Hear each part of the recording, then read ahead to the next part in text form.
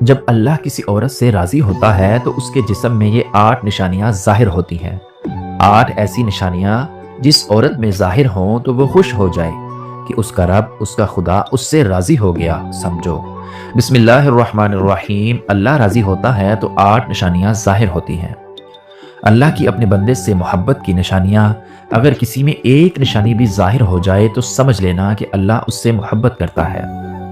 ساتھ ہی آپ کو بتائیں گے کہ حضرت علی رضی اللہ تعالی عنہ نے فرمایا کہ عورت کو گالی دینا کیسا ہے اور اس کے ساتھ مار پٹائی کرنا کیسا ہے، اس سے گھر میں کیا کیا ہوتا ہے۔ محترم ناظرین، سب سے پہلی نشانی اللہ پاک جس کو دین کی سمجھ عطا فرماتا ہے، دین سے جوڑ دیتا ہے تو اسے اپنا محبوب بنا لیتا ہے۔ حضرت عبداللہ ابن مسعود رضی اللہ تعالی عنہ سے مروی ہے کہ رسول اللہ صلی اللہ علیہ وسلم نے فرمایا کہ اللہ پاک تمہارے درمیان اخلاق کو بھی تقسیم کرتے ہیں جس طرح رزق کو تقسیم کرتے ہیں۔ اللہ پاک دنیا اس کو بھی دیتے ہیں جو اللہ پاک کا پیارا ہو یا نہ ہو۔ اللہ پاک دین کی سمجھ اس کو دیتے ہیں جو اللہ پاک کا محبوب ہوتا ہے۔ عبادت کی محبت، قرآن کی محبت، اللہ پاک کی محبت، اللہ کے ذکر سے محبت، رسول اللہ صلی اللہ علیہ وسلم پر درود السلام بھیجنے کا شوق اور تڑپ، یہ وہ چیزیں ہیں جو اس بات کی نشانی ہے کہ اللہ نے اسے بہت پیارا بنا لیا ہے۔ دوسری نشانی، رسول اللہ صلی اللہ علیہ وسلم نے فرمایا، اللہ جسے اپنا بناتے ہیں تو پھر اس پر تھوڑی سی آزمائش بھی ڈالتے ہیں، یعنی اللہ پاک دیکھنا یہ چاہتے ہیں کہ یہ میرا بندہ میرے فیصلے پر راضی ہوتا بھی ہے یا نہیں۔ جو راضی ہو جائے اللہ پاک اسے دنیا میں بھی راضی کرتے ہیں اور آخرت میں بھی راضی کریں گے۔ جو اس وقت گلکھڑا کا شکار ہو جائے کہ یہ کیا ہو گیا میرے ساتھ، میں تو نماز بھی پڑھتا ہوں، قرآن کی تلاوت بھی کرتا ہوں، پھر مجھے بخار کیوں آ گیا، میں تو دین کا پابند ہوں، پھر مجھے کیوں فکر ہو رہی ہے۔ تو ایسا نہیں سوچنا چاہیے۔ حضرت بلال حبشی رضی اللہ تعالی عنہ سے کسی نے پوچھا کہ آپ تو بڑی توحید کی باتیں کرتے ہیں، تو آپ کو اتنی بری طرح سے مار کیوں پڑی ہے؟ تو آپ رضی اللہ تعالی عنہ نے فرمایا کہ تم بھی تو بازار جا کر برتن خریدنے سے پہلے اسے بجا بجا کر دیکھتے ہو کہ مٹی صحیح طرح سے لگی ہے یا نہیں۔ بس اللہ نے بھی مجھے آزمایا تھا۔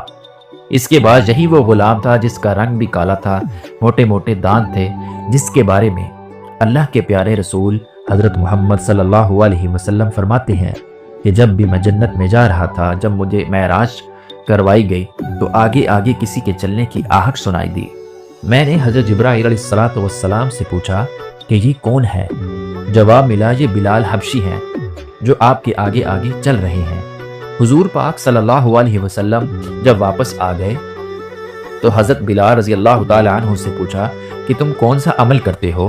تو حضرت بلال حبشی رضی اللہ تعالی عنہ نے فرمایا کہ آپ نے ہی تو فرمایا تھا کہ ہر وقت باوضو رہنا، تو میں ہر وقت باوضو کی حالت میں رہتا ہوں، اور جب بھی وضو ٹوٹ جاتا ہے تو اسی وقت نیا وضو کر لیتا ہوں، اور جب وضو کرتا ہوں تو تب 2 رکعت نماز بھی پڑھ لیتا ہوں۔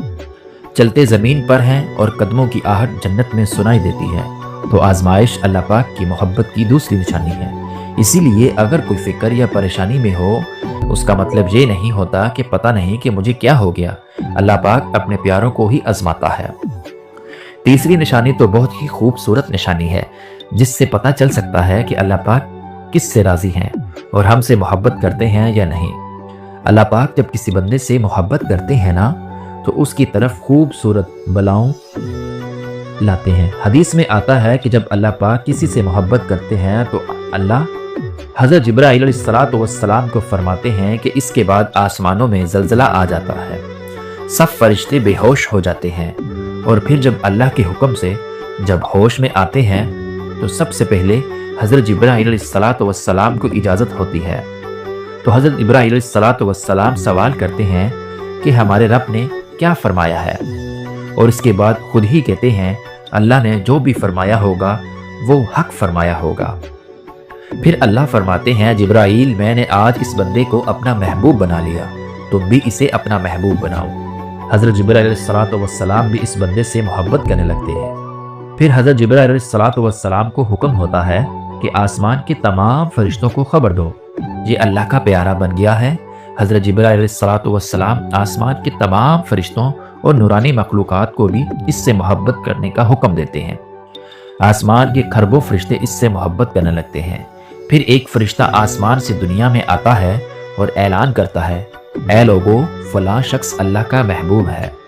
حضرت جبرائیل علیہ الصلوۃ والسلام اور تمام آسمانوں کی نوری مخلوقات اس سے محبت کرتی ہے، تم بھی اس سے محبت کرو۔ اور پھر دنیا والوں کے دلوں میں اللہ پاک اس بندے کی محبت ڈالتا ہے۔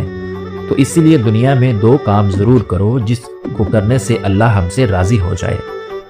اللہ ہمیں اپنا محبوب بنا لے، انشاءاللہ دنیا اور آخرت میں کامیاب ہو جاؤ گے۔ حضرت عبداللہ ابن عباس رضی اللہ تعالی عنہ فرماتے ہیں، جب نیکیاں قبول ہو جاتی ہیں تو انسان کے جسم میں یہ 5 نشانیاں ظاہر ہوتی ہیں۔ نمبر 1، جب انسان کی نیکی قبول ہو جاتی ہے تو اس کی وجہ سے اس کے چہرے پر عجیب سی رونق آ جاتی ہے، یعنی وہ انسان دنیا کے سامنے اپنی خوشی کا اظہار اپنی مسکراہٹ اور بشارت کے ساتھ کرتا ہے، اور وہ ہر ایک کے وقت خوش رہتا ہے۔ بس یوں لگتا ہے جیسے اس دنیا میں اس سے بڑا پرسکون اور وقار والا کوئی نہیں ہے۔ لگتا ہے کہ اسے دنیا کا کوئی غم ہی نہ ہو۔ یہ خوشی ہر ایک کو نصیب نہیں ہوتی۔ نمبر 2، اس کا دل روشن ہو جاتا ہے، یعنی وہ ہر وقت اللہ کے وعدوں پر امید رکھتا ہے۔ اس کے پاس کچھ ہو یا نہ ہو، لیکن اس کے دل میں اتنی خوشی ہوتی ہے کہ اس کو کوئی پرواہ ہی نہیں ہوتی۔ اور یہ یاد رکھنا کہ امیر انسان مال سے نہیں بنتا، بلکہ امیر ہمیشہ دل سے بنتا ہے۔ حضرت علی رضی اللہ تعالی عنہ فرماتے ہیں، دولت مٹی کی طرح ہے اور مٹی کو پیروں کے نیچے رکھنا چاہیے۔ اگر سر پر چڑھاؤ گے تو وہ قبر بن جائے گی، اور قبر زندہ لوگوں کی نہیں ہوتی۔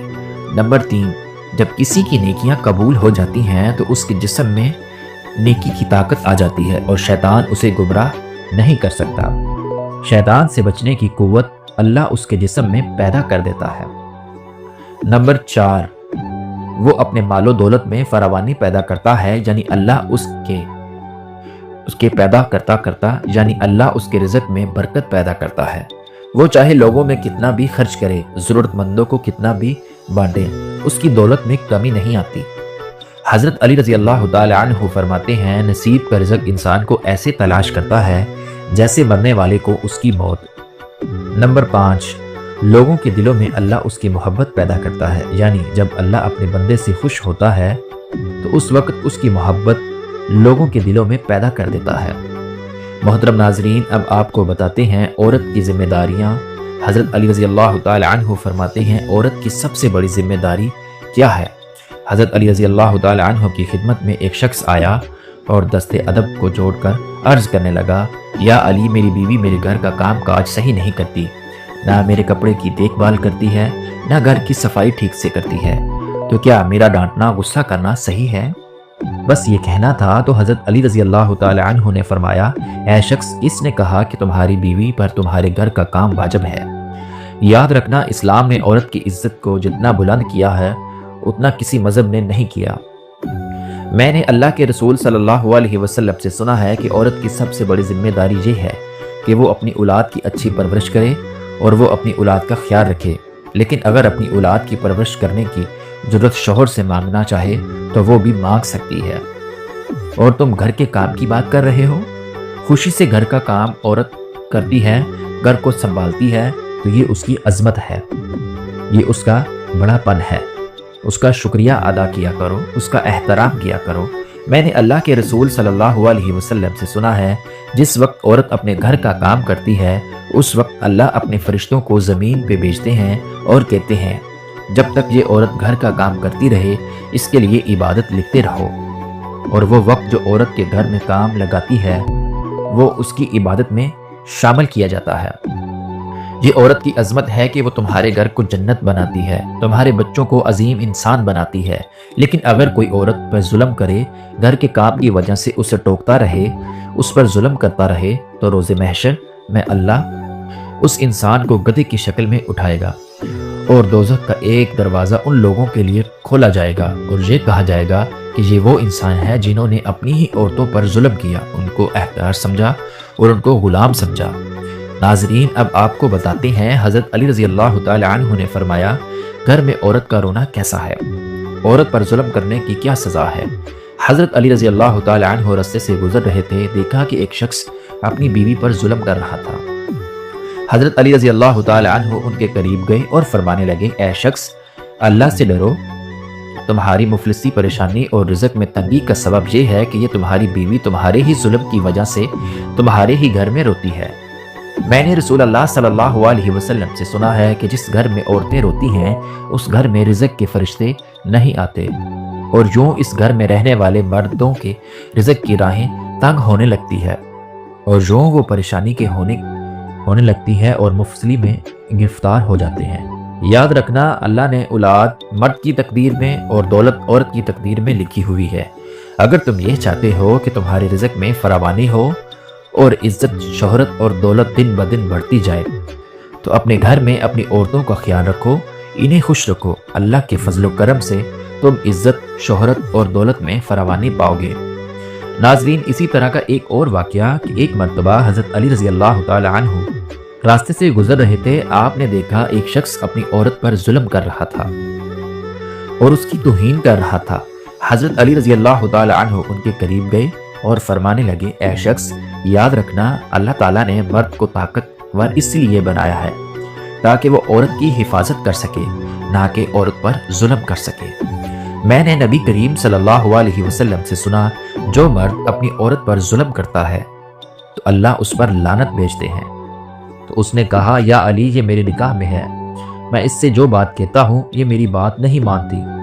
तो हज़रत अली रज़ी अल्लाह तआला अन्हु ने फरमाया कि निकाह का मतलब ये नहीं कि तुम अपने लिए गुलाम खरीदा है, बल्कि निकाह का मतलब ये है कि तुमने अपनी बीवी को नस्ल बढ़ाने के लिए उस औरत से मदद तलब की है और तुम्हारी औलाद की अच्छी तरबियत के लिए इस औरत को चुना है।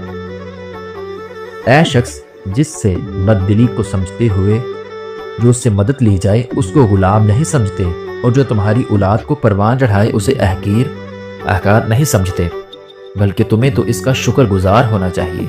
याद रखना, औरत पर जुल्म करने का मतलब ये है औलाद की बगावत। आने वाले वक्त में जो औलाद इस औरत के जिस्म से तुम्हें नसीब होगी तो उसके बावजूद मैं तुम्हारे लिए बगावत ही बगावत होगी। अल्लाह ताला से दुआ है कि अल्लाह ताला हमें दीन हक पर चलने की तौफीक अता फरमाए, हमारी औलाद को रहमत बनाए। आमीन सुम्मा आमीन।